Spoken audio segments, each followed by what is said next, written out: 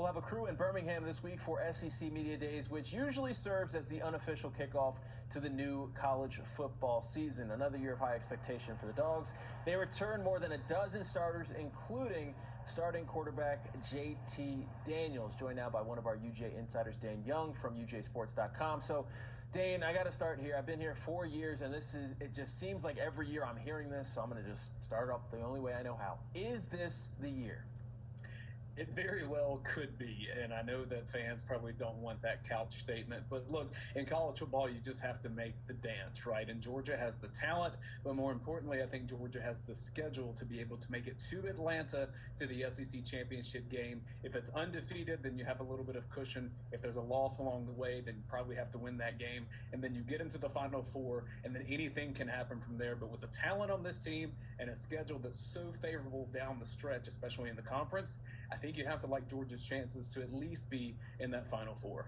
As we get ready for camp, what player should we expect to hear a lot of good things about that we don't already know? It seems like there's always that guy that we hear about in August. Who's that guy this year? Well, you're looking for who's going to pick up the production left by George Pickens. He's out with the ACL injury.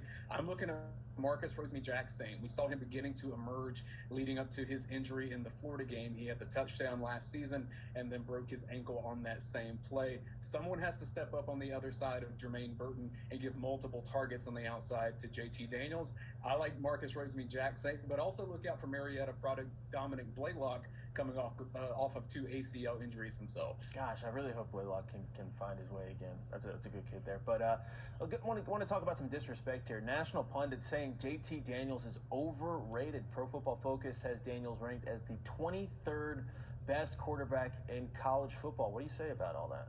I mean, I think that's too low for JT Daniels, but, you know, happiness in life is how you manage your expectations. I was out in Las Vegas the other week and saw that on the odds, he's top 5 for Heisman. I don't think that he's that good, at least based on what we've seen so far. He's got potential to be great, especially with the talent around him, but JT Daniels has a lot to prove as well. If you go back and look at the games that he played for Georgia last season, it wasn't against the top talent in the league, and then it still wasn't a game that Georgia won offensively in the Peach Bowl against Cincinnati. So he's not the 23rd best quarterback in the nation, but I don't see him as a top 10 based on what we know right now either. What are you expecting from JT? It seems like when there were good offensive games from Georgia last year, it was all praise for JT. When there were bad offensive games, it was bad Todd Monken. What are we expecting this year?